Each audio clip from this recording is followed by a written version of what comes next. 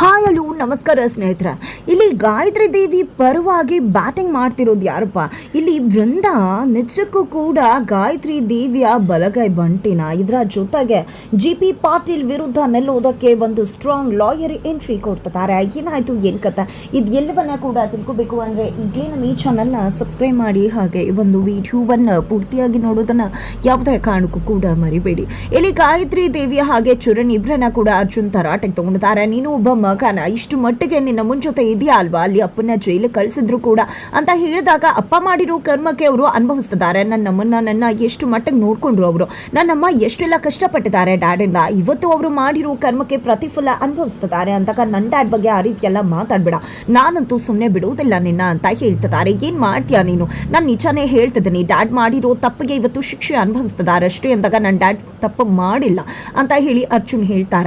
ನಂತರ ಏನಿದು ಚರಣ್ಣ, ನಿನ್ ತಮ್ಮ ಅಲ್ವಾ, ಏನೋ ಮಾತಾಡ್ತಾನೆ, ಸಹಿಸ್ಕೋ, ಅದನ್ನ ಬಿಟ್ಟು ಈ ರೀತಿ ಅವನ ಮೇಲೆ ಎಗ್ರಿ ಯಾಕೆ ಬೀಳ್ತಿದ್ಯಾ ಅಂತ ಗಾಯತ್ರಿ ದೇವಿ ಮಾತನಾಡಿದಾಗ ನೋಡಿದ್ಯಾ ನನ್ನಮ್ಮ ಯಾವ ರೀತಿ ಮಾತಾಡ್ತಿದ್ದಾರೆ ಅಂತ, ಇಂಥವ್ರ ಬಗ್ಗೆ ಮಾತಾಡ್ತೀಯಲ್ಲ ನಿನ್ಗೇನು ಅನ್ಸೋದಿಲ್ವಾ ಅಂತ ಚರಣ್ ಹೇಳಿದಾಗ ಹೌದು ಇವರನ್ನ ನೀನ್ ನಂಬೋದು ಆದ್ರೆ ನಾನ್ ನಂಬೋದಿಲ್ಲ ಅಂತ ಹೇಳ್ತಾರೆ. ಯಾಕಪ್ಪ ಅರ್ಜುನ್, ಈಗ ಎಲ್ರಿಗೂ ಕೂಡ ಗೊತ್ತಾಗಿದೆ ಅಲ್ವಾ GP ತಪ್ಪು ಏನ್ ಮಾಡಿದಾನೆ ಅಂತ, ಪೊಲೀಸರು ಕೂಡ ಅವರು ತಪ್ಪು ಮಾಡ್ತಾರೆ ಅಂತಾನೆ ಕರ್ಕೊಂಡು ಹೋಗಿದ್ದಾರೆ. GP ತಪ್ಪು ಮಾಡಿದ್ದಾರೆ ಅಂತ ಗೊತ್ತಾದ್ಮೇಲೂ ಕೂಡ ನೀನ್ ಈ ರೀತಿ ಯಾಕಪ್ಪ ಮಾತಾಡ್ತಿದ್ಯಾ, ನೀನ್ ಯಾವತ್ತು ನ್ಯಾಯದ ಪರವಾಗಿ ಇರ್ತೀಯಾ ಅಂತ ಅನ್ಕೊಂಡೆ, ಆದರೆ ಅನ್ಯಾಯ ಮಾಡಿರೋ GP ಪರವಾಗಿ ಯಾಕಿದೆಯಾ ನೀನು ಅಂತ ಹೇಳಿ ಕೇಳಿದಾಗ ನೀವೇ ರೀತಿಯೆಲ್ಲ ಮಾತಾಡಿದ ಮಾತ್ರಕ್ಕೆ ನಾನು ಮರಳಾಗ್ತೀನಿ ಅಂತ ಅನ್ಕೋಬೇಡಿ, ಈ ರೀತಿಯೆಲ್ಲ ನಾಟಕ ಮಾಡಿದ್ರೆ ಅದಕ್ಕೆ ನಾನು ಬಲಿಪಶು ಆಗೋದಿಲ್ಲ.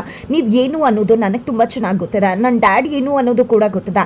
ನನ್ನ ಡ್ಯಾಡ್ನ ಯಾವುದೇ ಕಾರಣಕ್ಕೂ ನೀವು ಏನೂ ಮಾಡ್ಕೊಳ್ಳೋಕ್ಕಾಗೋದಿಲ್ಲ. ಈ ರೀತಿ ನಾಟಕ ಮಾಡಿಕೊಂಡು ನನ್ನ ಡ್ಯಾಡ್ ಮನೆಯಲ್ಲಿಲ್ಲ ಅಂತ ನಿಮ್ಮ ದರ್ಬಾರ್ ನಡೆಯುತ್ತೆ ಅಂದ್ಕೊಂಡ್ರೆ ಅದು ನಿಮ್ಮ ಭ್ರಮೆ ಮಾತ್ರನೇ. ನೀವು ನನ್ನ ಮನೆಯವ್ರನ್ನ ಟಚ್ ಮಾಡಬೇಕು ಅಂದರೆ ನನ್ನನ್ನು ದಾಟಿ ಹೋಗಬೇಕಾಗತ್ತಾ, ನನ್ನ ಡ್ಯಾಡನ್ನು ಹೇಗೆ ತಪ್ಪಿತಸ್ಥರು ಅಲ್ಲ ಅಂತ ಹೇಳಿ ಪ್ರೂವ್ ಮಾಡಿ ಮನೆ ಕರ್ಕೊಂಡು ಬರೋದು ಅನ್ನೋದು ನನಗೆ ತುಂಬ ಚೆನ್ನಾಗಿ ಗೊತ್ತಿದೆ.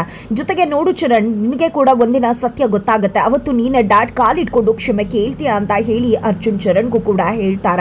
ನಂತರ ಅರ್ಜುನ್ ಅಲ್ಲಿಂದ ಹೋಗ್ತಿದ್ದಾಗೆ ನೋಡಿದ್ಯಮ್ಮ ಯಾವ ರೀತಿ ಮಾತಾಡ್ತಾನೆ ಇವನು ಅಂತ, ಅವರಪ್ಪ ಅಷ್ಟೆಲ್ಲ ಮಾಡಿದ್ರು ಕೂಡ ಇವನಿಗೆ ಇವ್ರ ಡ್ಯಾಡ್ ದೇವತಾ ಮನುಷ್ಯ, ಇವನಿಗೆ ಅವ್ರು ಏನೇ ಮಾಡಿದ್ರು ಕೂಡ ಯಾರೇ ಬಂದು ಹೇಳಿದ್ರು ಕೂಡ ಇವನಿಗೆ ಅವ್ರ ಡ್ಯಾಡ್ ಮೇಲೆ ಇರೋ ನಂಬಿಕೆ ಹೋಗೋದಿಲ್ಲ ಅಂತ ಹೇಳಿ ಚರಣ್ ಹೇಳ್ತಾರೆ. ಇತ್ತ ಕಡೆ ಭಾರ್ಗವಿ ಕೂಡ ಊಟ ತಗೊಂಡು GP ಪಾಟೀಲ್ಗೆ ಅಂತ ಹೇಳಿ ಜೈಲಿಗೆ ಬಂದಿದ್ದಾರೆ. ಅದಕ್ಕೂ ಮುನ್ನಾನೆ GP ಪಾಟೀಲ್ನ ಭೇಟಿ ಮಾಡೋದಕ್ಕೆ ಶಕ್ತಿ ಪ್ರಸಾದ್ ಅಲ್ಲಿಗೆ ಬಂದಿರ್ತಾರೆ.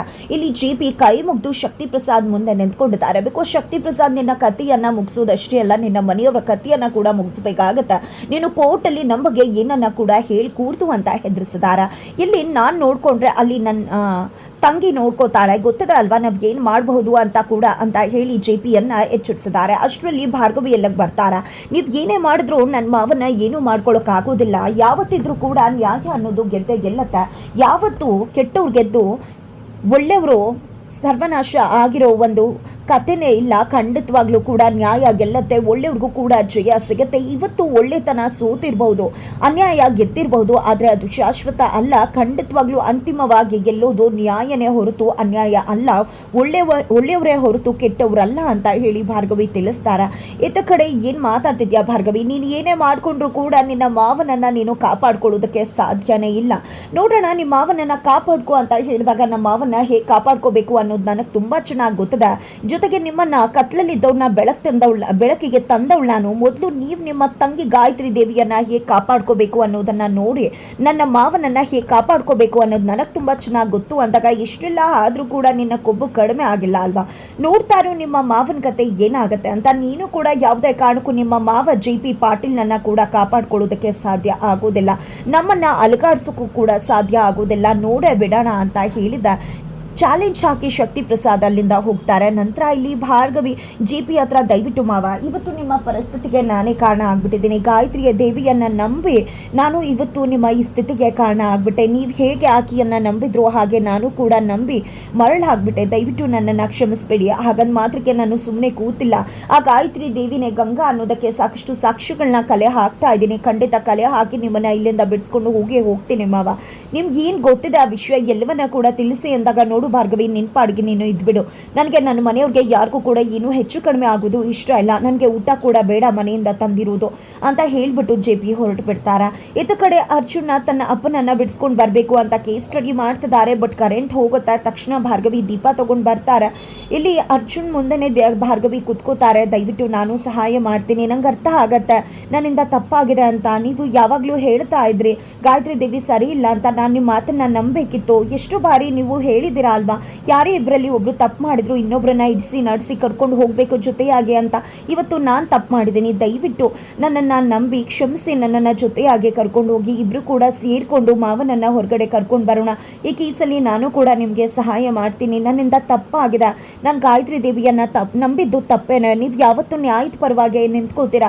ಸಂಧ್ಯಾ ವಿಷಯದಲ್ಲೂ ನೀವು ನಿಮ್ಮಪ್ಪ ಹೀರೋ ಆಗಿದ್ರು, ಅವರನ್ನು ಬಿಟ್ಟು ನನ್ನ ಪರವಾಗಿ ನಿಂತ್ಕೊಂಡ್ರಿ, ಸಂಧ್ಯಾ ಪರವಾಗಿ ನಿಂತ್ಕೊಂಡ್ರಿ. ನಾನು ನಿಮ್ಮ ಮಾತನ್ನು ನಂಬಬೇಕಿತ್ತು. ಒಮ್ಮೆ ನೀವು ಗಾಯತ್ರಿ ದೇವಿ ಬಗ್ಗೆ ಹೇಳಿದಾಗ ಅದನ್ನು ನಾನು ವಿವೇಕದಿಂದ ವಿವೇಚನೆ ಮಾಡಬೇಕಾಗಿತ್ತು, ನನ್ನಿಂದ ತಪ್ಪಾಗಿದೆ ಅಂತ ಹೇಳಿದಾಗ ಇಲ್ಲಿ ಅರ್ಜುನ್ ಕೂಡ ಭಾರ್ಗವಿಗೆ ಸೋತು ಆಕೆಯನ್ನು ನಂಬಿ ಕೇಸನ್ನು ಜೊತೆಯಾಗಿ ನಡೆಸೋಣ ಅನ್ಕೋತಿರ್ತಾರೆ. ಅಷ್ಟರಲ್ಲಿ ಕರೆಂಟ್ ಬರುತ್ತೆ. ಇಲ್ಲಿ ಬೃಂದ ಬಂದು ಈ ಭಾರ್ಗವಿ ಫ್ಯೂಸ್ ತೆಗೆದು ಅರ್ಜುನ್ಗೆ ಹತ್ರ ಆಗಿ ಒಂದು ತಲೆ ಕಡಿಸಿ ಆ ಒಂದು ಕೇಸ್ಗೆ ಇರ್ತಕ್ಕಂಥ ಸಾಕ್ಷಿಯನ್ನು ತಿಳ್ಕೋಬೇಕು ಅಂತ ಹೋಗಿದ್ಯಾ ಅಂತ ಹೇಳಿ ಸುಳ್ಳು ಕಥೆಯನ್ನೇ ಸೃಷ್ಟಿ ಮಾಡಿಬಿಡ್ತಾರೆ. ಈ ಕಡೆ ಅರ್ಜುನ್ ಬೃಂದ ಮಾತನ್ನು ನಂಬಿದ್ದೆ, ಇನ್ನು ಮುಂದೆ ಯಾವುದೇ ಕಾರಣಕ್ಕೂ ಈ ಒಂದು ಕೇಸನ್ನ ವಿಷಯವಾಗಿ ಬರ್ಕೂಡ್ದು ಅಂತ ಹೇಳ್ಬಿಡ್ತಾರೆ. ಭಾರ್ಗವಿಗೆ ತುಂಬಾ ನೋವಾಗತ್ತಾ. ನಂತರ ಭಾರ್ಗವಿ ಹೋಗಿದ್ದ ತಾರಾಗೆ ಕಾಲ್ ಮಾಡಿ, ಏನಿದು ನಮ್ಮ ಗಾಯತ್ರಿ ದೇವಿನೇ ಗಂಗಾ ಅಂತ ಪ್ರೂವ್ ಮಾಡಿ ಜೈಲಿಗೆ ಕಳಿಸ್ಬೇಕು ಅಂತ ಅನ್ಕೊಂಡ್ರೆ ನನ್ನ ಮಾವ ಗಂಗಾ ಅಂತ ಹೇಳಿ ಜೈಲಿಗೆ ಹೋಗಿದ್ದಾರೆ. ಈ ಗಾಯತ್ರಿ ದೇವಿ ಮನೆಯಲ್ಲಿ ಮೆರೀತಿದ್ದಾರೆ, ಇದನ್ನ ನನ್ನಿಂದ ನೋಡೋಕ್ಕಾಗ್ತಿಲ್ಲ. ಹೇಗಾದ್ರೂ ಮಾಡಿ ಸಾಕ್ಷಿಯನ್ನ ಕಲೆ ಹಾಕಿ ಗಾಯತ್ರಿ ದೇವಿನೇ ಗಂಗಾ ಅನ್ನೋದನ್ನ ಪ್ರೂವ್ ಮಾಡಬೇಕಾಗಿದೆ. ನಾನು ಫಿಂಗರ್ ಪ್ರಿಂಟ್ಸ್ ತೊಗೊಂಡು ಬಂದರೆ ಹೆಲ್ಪ್ ಆಗುತ್ತಾ ಅಂತ ಹೇಳಿ ಭಾರ್ಗವಿ ಕೇಳಿದಾಗ, ಖಂಡಿತ ತೊಗೊಂಡು ಬಾ, ಬ್ಯಾಂಕ್ಗೆ ಯಾವ್ದಕ್ಕಾರು ಲಿಂಕ್ ಆಗಿದೆ ಅಂತ ಕಂಡು ಹಿಡಿಯೋಣ ಅಂತ ಹೇಳಿ ತಾರಾ ಕೂಡ ಹೇಳ್ತಾರೆ. ಇದನ್ನೆಲ್ಲ ಬೃಂದ ಕೇಳಿಸ್ಕೊತಾಳೆ. ಇಲ್ಲ, ಯಾವುದೇ ಕಾರಣಕ್ಕೂ ಇದು ನಡಿಬಾರ್ದು, ಆ ಗಾಯತ್ರಿ ದೇವಿ ಏನಾದರೂ ಈ ಮನೆ ನಂದಾಗಬೇಕು. ಜೊತೆಗೆ ಇಲ್ಲಿ ಪಟಾಕಿ ಹಚ್ಚಿದ್ರೆ ಅರ್ಜುನ್ ಮತ್ತು ಭಾರ್ಗವಿ ಸಂಸಾರ ಕೂಡ ಒಡೆದು ಹೋಗಬೇಕು.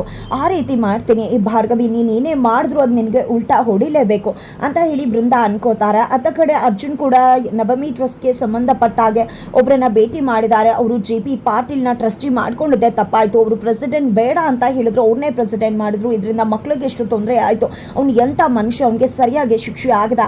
ನೀವು ಯಾಕೆ ಬಂದು ನಮ್ಮನ್ನ ಹಿಂಸೆ ಕೊಡ್ತಾ ಇದ್ದೀರಾ? ದಯವಿಟ್ಟು ಆ ಕೇಸ್ ಬಗ್ಗೆ ನಮ್ಮನ್ನ ಇನ್ವಾಲ್ವ್ ಮಾಡಬೇಡಿ. ಆ ಭಾರ್ಗವಿ ಅನ್ನೋರು ಬಂದ್ರು, ಇವಾಗ ನೀವು ಬಂದಿದ್ದೀರಾ ಅಂತ ಅರ್ಜುನ್ಗೆ ಹೇಳ್ತಾರ. ಆದ್ರೆ ಈ ರೀತಿ ಎಲ್ಲ ಆ ವ್ಯಕ್ತಿ ಮಾತಾಡೋದಕ್ಕೆ ಕಾರಣ ಬೃಂದ ಆಗಿದ್ದಾಳೆ. ಬೃಂದ ದುಡ್ಡು ಕೊಟ್ಟು ಅವ್ರ ಹತ್ರ ಆ ರೀತಿ ಮಾತಾಡಿಸ್ತಿದ್ದಾರೆ. ಬಿಕಾಸ್ ಅವ್ರಿಗೂ ಕೂಡ ಗೊತ್ತದೆ JP ಪಾತ್ರ ಇಲ್ಲ ಅಂತ. ಆದ್ರೆ ಅವ್ರ ಮುಂದೆ ಯಾವುದೇ ವಿಷಯವನ್ನ ಕೂಡ ದುಡ್ಡಿನ ಆಸೆಗೆ ಆ ವ್ಯಕ್ತಿ ಬಿಟ್ಕೊಡ್ತಾ ಇಲ್ಲ. ಇತ್ತ ಕಡೆ ಶಕ್ತಿ ಪ್ರಸಾದ್ ಗಾಯತ್ರಿ ದೇವಿಯನ್ನ ಹೊಗಳುತ್ತಿದ್ದಾರೆ. ಅವತ್ತು ನವಮಿ ಟ್ರಸ್ಟ್ನ ಪ್ರೆಸಿಡೆಂಟ್ ಅವನು ಕೊಟ್ಟೆ ಅಂತ ನಂಗೆ ತುಂಬಾ ಕೋಪ ಬಂತು. ಎಲ್ಲದಕ್ಕೂ ಅವನ್ನ ದುಡ್ಡು ಕೇಳಬೇಕಲ್ಲ ಅಂತ ಹೇಳಿ. ಬಟ್ ಇವಾಗ ಗೊತ್ತಾಗ್ತದೆ ನೀನು ಎಷ್ಟು ಕಿಲಾಡಿ ಅಂತ. ರಾಜಕೀಯ ಇದ್ಕೊಂಡೆ ನಾನು ನಿನ್ನ ರೀತಿಯಾಗಿ ಯೋಚನೆ ಮಾಡೋಕ್ಕಾಗಲಿಲ್ಲ. ಗಂಗಾನೇ ಸರಿಸಾಟಿ ಅಂತ ಹೇಳ್ತಾರ. ಇಷ್ಟೆಲ್ಲ ಮಾಡಿದ್ದೆ ನಿನಗೋಸ್ಕರ, ನೀನು ಸಿಕ್ಕಾಕೋಬಾರ್ದು ಅಂತಾನೆ JP ಪಾಟೀಲ್ನ ಇದರಲ್ಲಿ ಸಿಕ್ಸ್ ಹಾಕಿ ಆತನನ್ನ ಬಲಿಪಶು ಮಾಡಿದ್ದು. ನಾವು ಈ ಕೇಸನ್ನ JP ವಿರುದ್ಧ ಗೆಲ್ಲಬೇಕು ಅಂದ್ರೆ ನಮ್ಮ ಪರವಾಗಿ ಸ್ಟ್ರಾಂಗ್ ಲಾಯರೇ ಬರಬೇಕಾಗತ್ತೆ ಅವನ ವಿರುದ್ಧ ಹೋರಾಟ ಮಾಡೋದಕ್ಕೆ ಅಂತ ಹೇಳ್ತಿದ್ದಾರೆ. ಇತ್ತ ಕಡೆ ಅರ್ಜುನ್ ಮತ್ತೆ ಭಾರ್ಗವಿ ಇಬ್ರು ಕೂಡ JP ಪರವಾಗಿ ನಿಂತ್ಕೊಳ್ತಾ ಇದ್ರೆ, ಅತ್ತ ಕಡೆ ಅಪೋಸಿಟ್ ಆಗಿ ಬೇರೆ ಯಾವುದೋ ಸ್ಟ್ರಾಂಗ್ ಲಾಯರ್ ಎಂಟ್ರಿ ಕೊಡ್ತಿದ್ದಾರೆ. ಬಟ್ ಅವರು ಯಾರು ಇರ್ಬೋದು, ಏನು ಕಥೆ ತಿಳ್ಕೋಬೇಕು ಅಂದ್ರೆ ಮುಂದಿನ ವಿಡಿಯೋಗೆ ವೇಟ್ ಮಾಡೋದನ್ನ ಮರಿಬೇಡಿ.